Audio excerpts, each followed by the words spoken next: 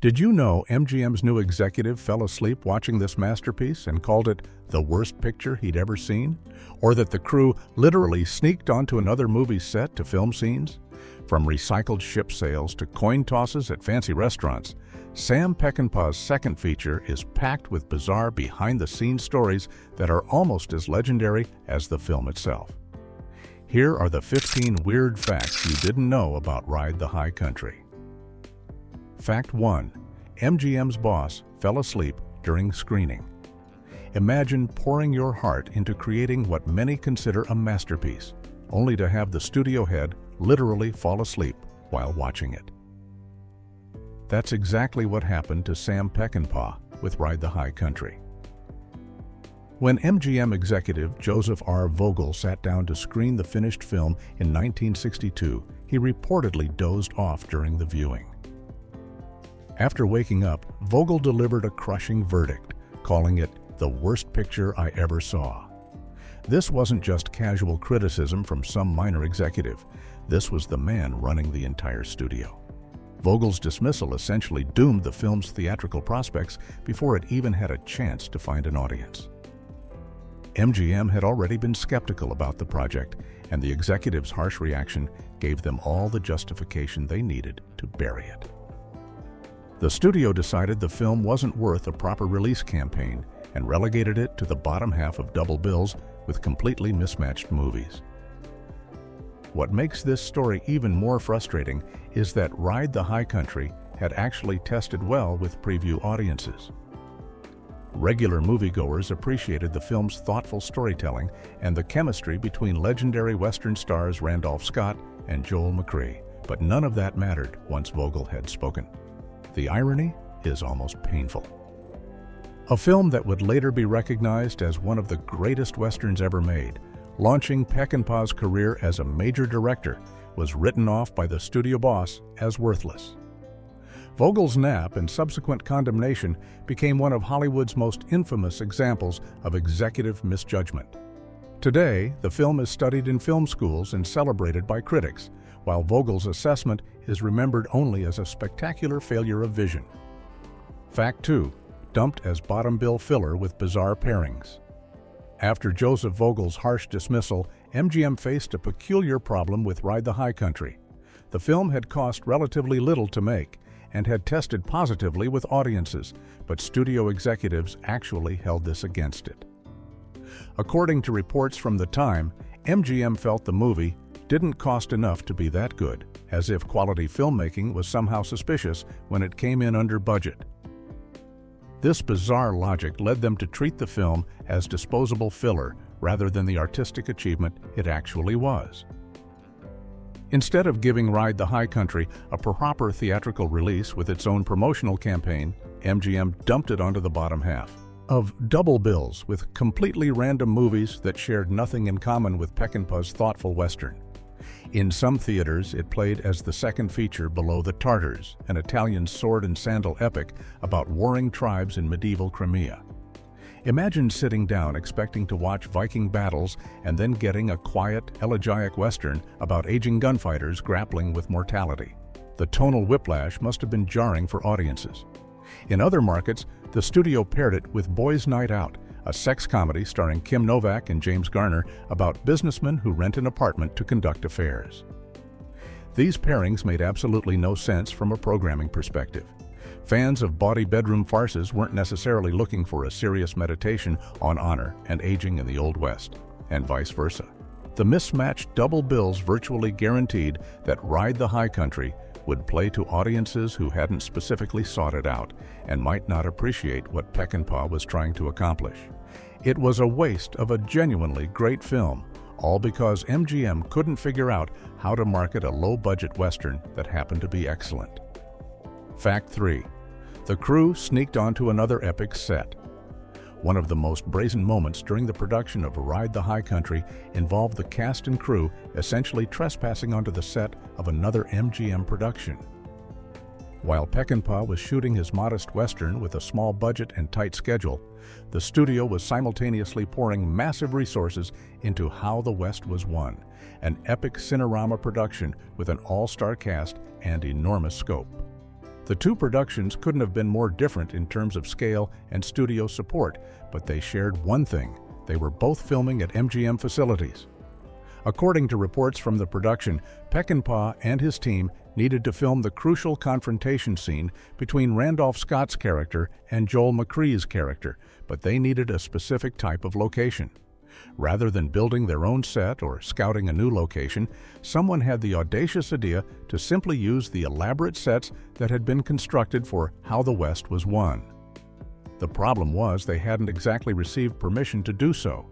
The cast and crew reportedly sneaked onto the epic set and quickly filmed the scene they needed before anyone from the other production could notice or object. This guerrilla filmmaking approach perfectly captures the scrappy underdog spirit of the Ride the High Country production. While the studio was lavishing attention and money on their prestige Western epic, Peckinpah was making do with whatever resources he could scrounge up, even if that meant borrowing sets without asking. The stolen scene ended up in the final film, and apparently no one at the studio ever raised any serious objections.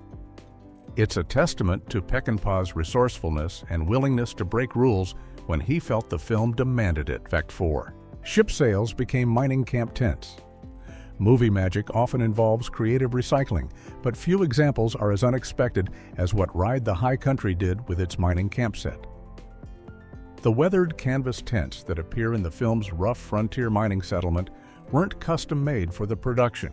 Instead, they came from one of the most expensive and troubled productions in MGM history, the 1962 remake of Mutiny on the Bounty starring Marlon Brando. That film's production had been an absolute disaster for the studio, running massively over budget and over schedule as it shot on location in Tahiti. By the time Mutiny on the Bounty finally wrapped, MGM had spent a fortune building historically accurate sailing ships, complete with period-appropriate canvas sails. When the production ended, the studio was left with all this expensive maritime equipment and no use for it. Someone in the MGM property department had the clever idea to repurpose the Bounty's massive sails as tent material for the mining camp in Ride the High Country. This recycling worked out perfectly for Peckinpah's film. The sails had already been weathered and worn from their use during the nautical production, giving them an authentically aged appearance that would have been difficult and time-consuming to create artificially. The canvas had the right texture and patina to look like it had been exposed to harsh frontier conditions for months or years. Instead of pristine new fabric that would need to be artificially distressed, the mining camp tents looked genuinely lived in and rough from day one of filming. The reuse of the Bounty sails represents classic old Hollywood resourcefulness, where studios maintained enormous property departments full of costumes, props, and materials that could be repurposed across different productions to save money. Fact 5. Roles were switched. After reading the script. When Ride the High Country was first being cast, director Sam Peckinpah had a clear vision for which actor should play which role. He initially cast Joel McCrea as Gil Westrom, the morally compromised former lawman who schemes to steal the gold, and Randolph Scott as Steve Judd, the upright, honorable lawman determined to do one last job honestly. Both actors were Western legends with decades of experience, and Peckinpah's casting seemed logical based on their previous screen personas. But after the two stars sat down and actually read through the script together, they realized something felt off. McCrea and Scott approached Peckinpah with an unusual request. They wanted to swap roles. After discussing the characters and their arcs, both actors felt they would be better suited to playing the opposite parts from what they'd been assigned.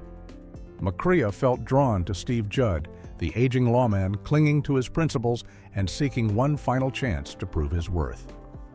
Scott, meanwhile, connected more with Gil Westrom, the character who makes questionable moral choices, before ultimately finding redemption.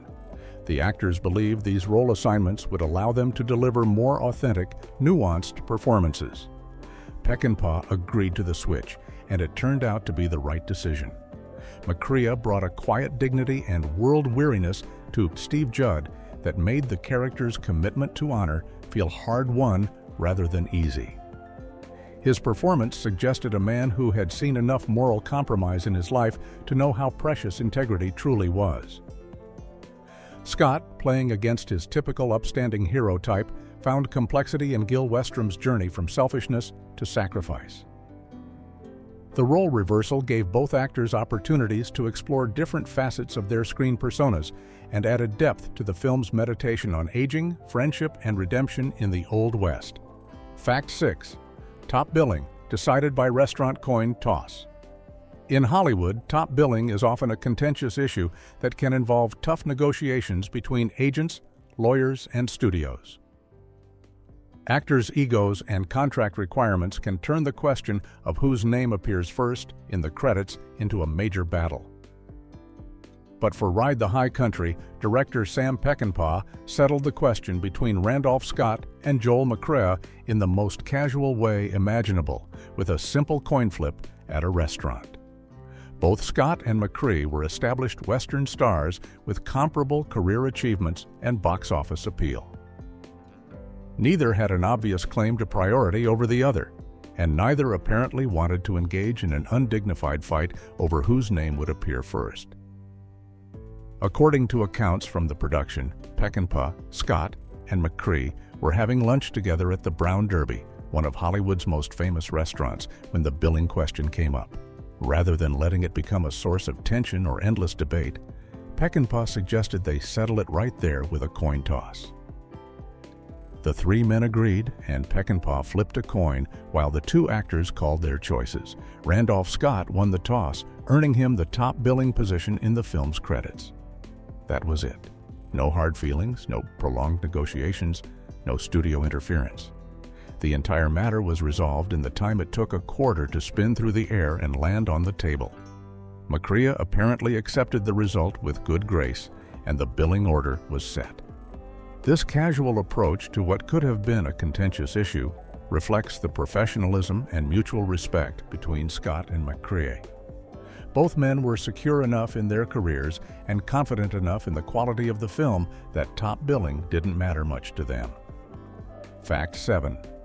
The script was written by a chronic alcoholic. The screenplay for Ride the High Country has one of the most unusual and troubled origin stories in Hollywood history. The original script was written by N.B. Stone Jr., who had a serious drinking problem that was affecting his career and his ability to work. According to accounts from the time, Stone delivered a 145-page first draft that was, by most assessments, terrible. The structure was weak, the dialogue was poor, and the story didn't work.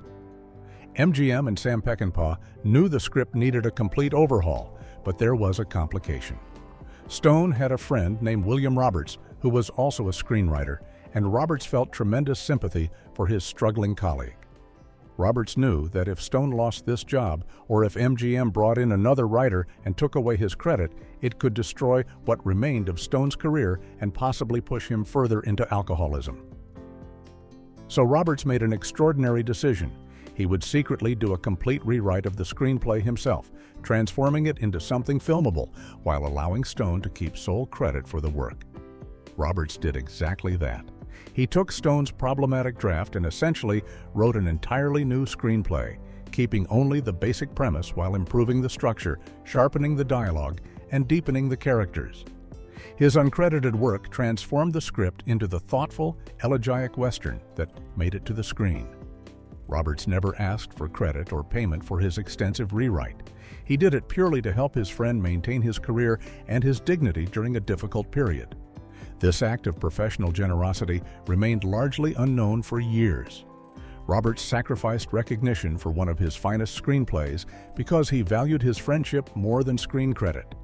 The story speaks to both the collaborative nature of Hollywood and the personal toll that alcoholism took on talented writers in the studio era. Fact 8. Peckinpah got MGM snarky. Who do you think you are, John Ford? Note: Sam Peckinpah had a very specific way of working that didn't always sit well with nervous studio executives.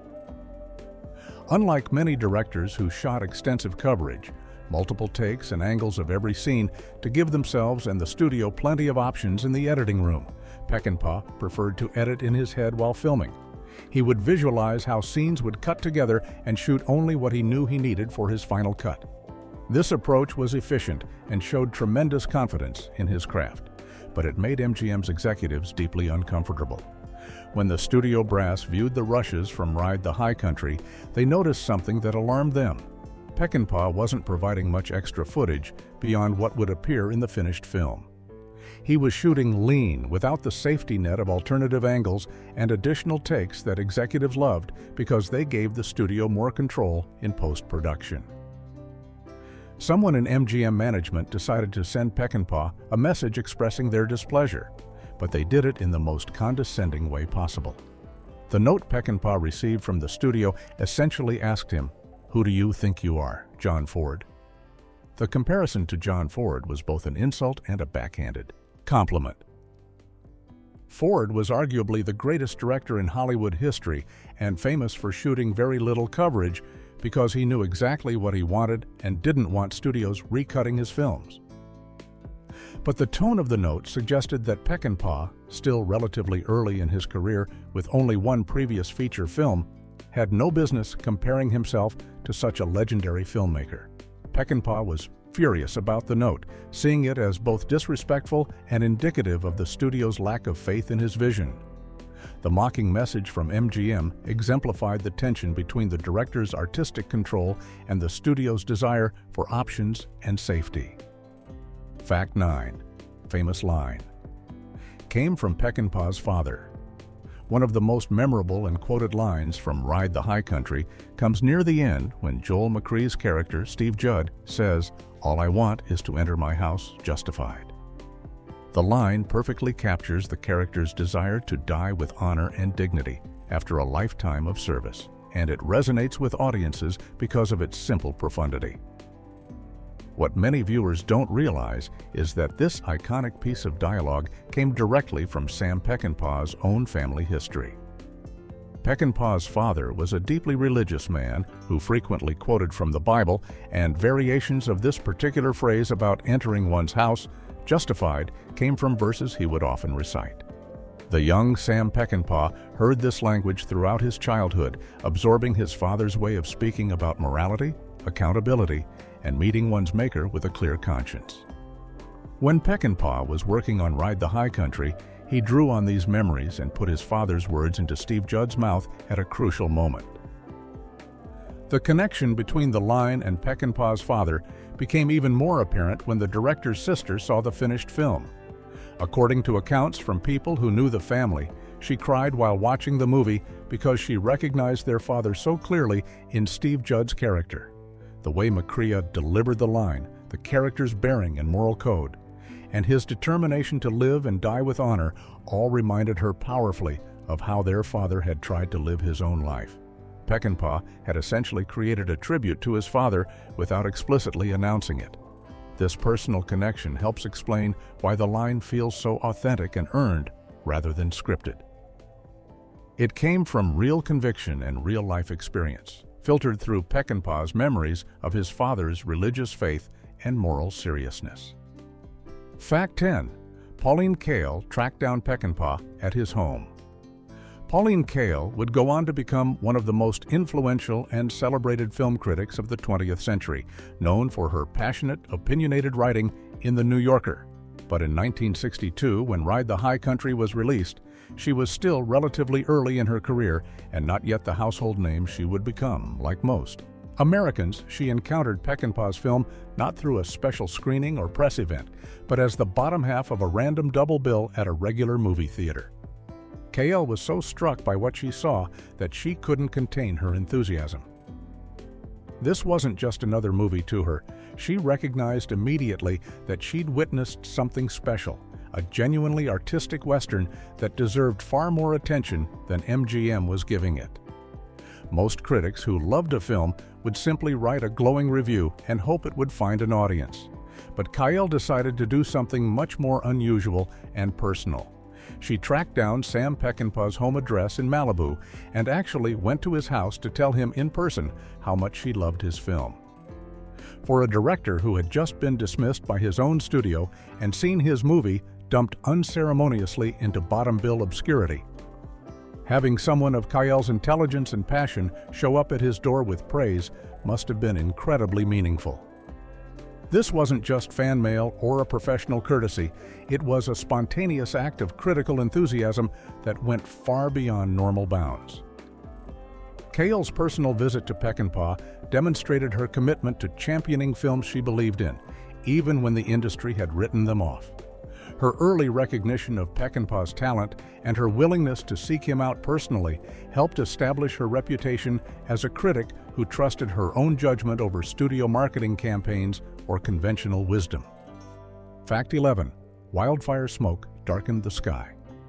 During filming, the production of Ride the High Country faced an unexpected and dangerous challenge when nature itself decided to interfere with filming.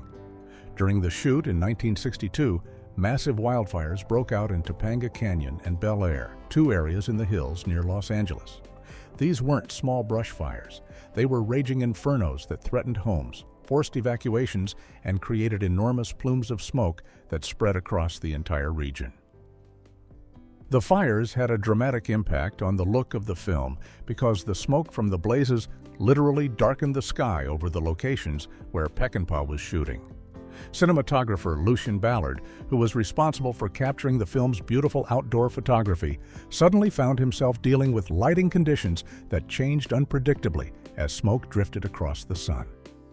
The thick haze in the atmosphere filtered the sunlight, creating unusual color temperatures and making it difficult to maintain visual consistency between shots filmed on different days or even at different times on the same day.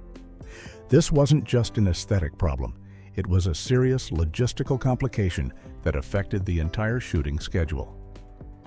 Ballard and Peckinpah had to constantly adjust their plans based on the smoke conditions, sometimes abandoning planned shots when the light became unusable. The fires also created a genuine safety concern for the cast and crew working in outdoor locations. The smell of smoke was constant, air quality was poor, and there was always the underlying worry that the fires might spread closer to the filming areas. Despite these difficulties, the production managed to work around the smoke and complete filming. In some ways, the darkened skies may have even contributed to the film's elegiac mood and its meditation on the closing of the Old West. Fact 12. Soap suds substituted for snow. Mother Nature created another major headache for the Ride the High Country production when an unseasonable snowstorm hit the California mountain locations where filming was taking place. Snow in the Sierra Nevada wasn't unusual, but the timing was terrible for the production schedule. Peckinpah and his crew needed to complete certain scenes, but they couldn't work in the middle of an active storm. The production was forced to pack up and return to Los Angeles, where they would have to recreate the snowy landscape on studio sets. This created an obvious problem. How do you convincingly fake snow indoors? Cinematographer Lucien Ballard came up with an ingenious solution. He used liquid soap that was blown under high pressure onto the sets, creating foam that resembled snow when it settled on the ground, trees, and buildings. From a distance and on camera, the soap suds looked remarkably like genuine snow, giving the interior sets the wintry atmosphere that the scenes required. But the soap snow solution came with its own significant challenge. The production was filming under hot studio lights that generated tremendous heat, and the soap foam couldn't withstand those temperatures for very long. Within just a few minutes of being applied, the fake snow would begin to melt and dissipate, leaving the sets bare again. This meant that Ballard and his crew had to constantly reapply the soap suds, essentially re-snowing the sets between takes to maintain continuity and keep the wintry appearance consistent. The process was tedious and time-consuming, adding hours to the shooting schedule and requiring careful coordination between the camera crew and the special effects team. Every shot had to be planned precisely so that they could complete it before the fake snow melted away under the lights. Fact 13. Peckinpah reversed who dies in the ending.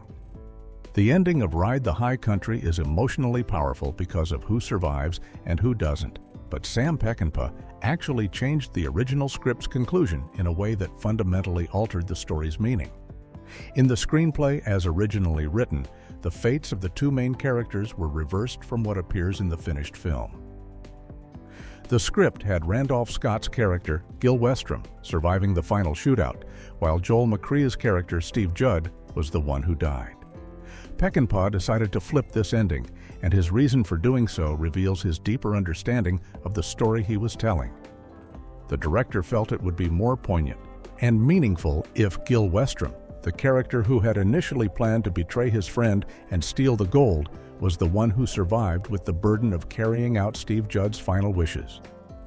Having the bad guy, or at least the morally compromised character, be redeemed through his friend's death and then be given the responsibility of delivering the gold honestly created a more complex emotional arc. This change transformed the ending from a straightforward story about a good man dying while doing the right thing into something more nuanced. With Westrom surviving, the film becomes about redemption and the weight of promises made to the dying. Westrom has to live with his shame about betraying his friend, but he's also given a chance to honor that friendship by completing the job they started together. The ending tests whether his redemption is genuine, whether he'll steal the gold as he originally planned or deliver it as promised to his dying friend. Peckinpah's instinct to reverse the deaths shows his sophistication as a storyteller. He understood that the more dramatically interesting ending wasn't necessarily the more obvious one. Fact 14. It won awards in Europe but lost money in America. The story of Ride the High Country's reception represents one of the most dramatic splits between American and European taste in cinema history. In the United States, where MGM had dumped the film onto double bills and given it minimal promotion, the movie was a commercial failure. According to studio records, Ride the High Country lost approximately $160,000 in its domestic theatrical release, a significant loss for 1962. American audiences largely didn't have a chance to discover the film because it was never properly marketed or positioned as the artistic achievement it actually was. But something very different happened when the film crossed the Atlantic Ocean.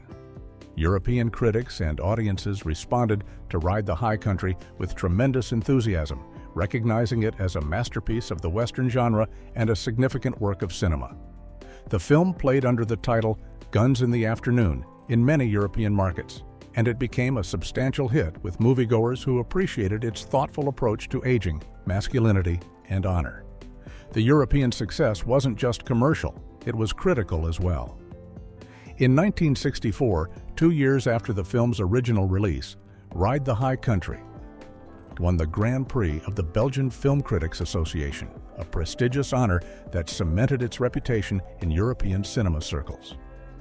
Film critics across Europe championed the movie, with many citing it as evidence of a new maturity and sophistication in American filmmaking. French critics, who had long been champions of Hollywood genre films through the Cahiers du Cinéma tradition, were particularly enthusiastic about Peckinpah's work. The European embrace of the film eventually helped its reputation back in America, where critics and film scholars began to reconsider it. But the initial split between American commercial failure and European critical success remains a stark example of how different audiences can respond to the same work. Fact 15. Mariette Hartley didn't even know. Who Joel McCrea was, Mariette Hartley came to Ride the High Country from a very different world than the one inhabited by her legendary co-stars. While Randolph Scott and Joel McCrea were icons of Western cinema with decades of movie stardom behind them, Hartley was a classically trained stage actress making her very first film. Her background was in serious theater. She had most recently been playing Joan of Arc in a Chicago stage production, and she had lived a relatively sheltered life that didn't include much exposure to popular Hollywood movies. When Hartley auditioned for the role of Elsa Knudsen, the young woman at the center of the film's plot, she showed up with a short haircut from her recent Joan of Arc performance. More surprisingly, she later admitted that she had absolutely no idea who Joel McCrea was when she met him during the casting process. Macria was one of the most recognizable movie stars in America, with a career spanning back to the 1920s, but Hartley's theatrical background and sheltered upbringing meant she simply wasn't familiar with his work or his place in Hollywood history.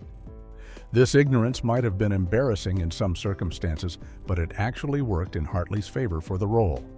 Her character, Elsa, was supposed to be an innocent young woman from a strict religious upbringing who knew little of the wider world. Hartley's genuine unfamiliarity with Hollywood glamour and her lack of starstruck behavior around the veteran actors probably helped her embody that innocence authentically. She wasn't performing naivety, she actually was naive about the film industry and the status of the people she was working with. Hartley's film debut was impressive enough that it launched a long career in movies and television, but she never forgot the awkwardness of not recognizing one of cinema's greatest stars when she first met him.